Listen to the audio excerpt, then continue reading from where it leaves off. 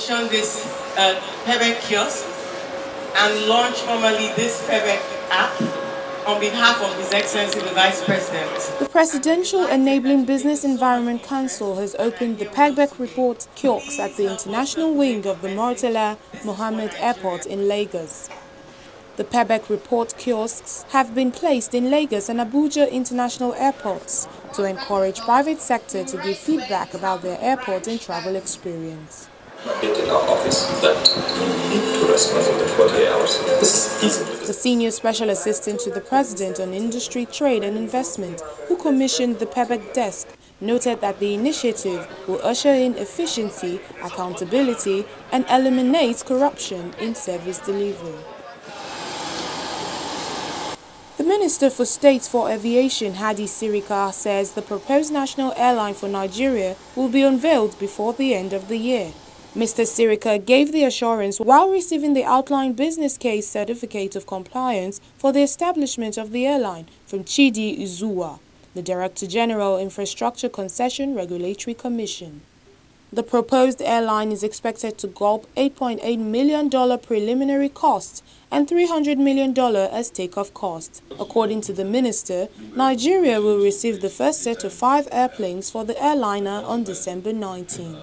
Nigeria is also expected to unveil the name, logo, color scheme, the structure and the type of airplane about the national carrier at the Farnborough International Public Air Show on July the 18th in London.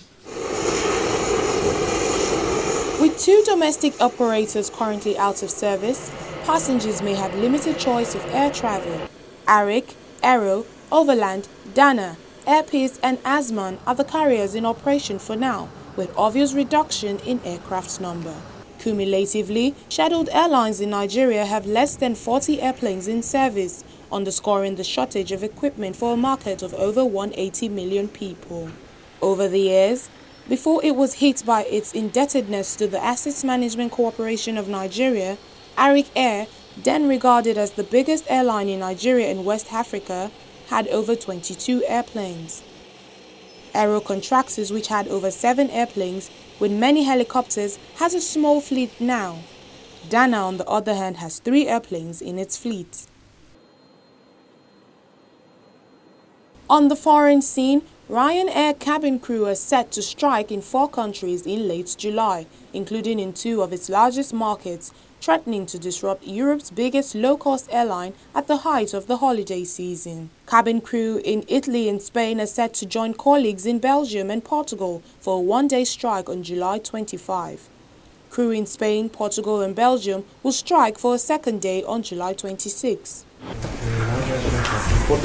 A representative for Spanish Cabin Crew Union, Monique Duthiers, described the legal situation of Ryanair employees as limbo, saying that the Irish airline was choosing which labour law to apply to its 8,000 cabin crew based on its best interest, while refusing to engage in dialogue with unions by accepting their chosen representatives. They're using their transnational nature or the Irish law at convenience.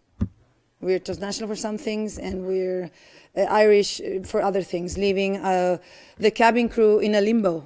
And in December, the airline gave in to growing pressure and recognized trade unions for the first time in its 32-year history.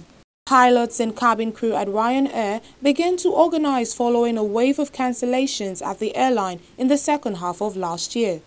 And in China, researchers have successfully tested an air system and a ground system for intercepting drones, which is part of the country's efforts to crack down on small aircraft illegally flying at low speeds and low altitudes. A team of engineers with one of China's Aerospace Science and Industry Cooperation Institutes conducted the test.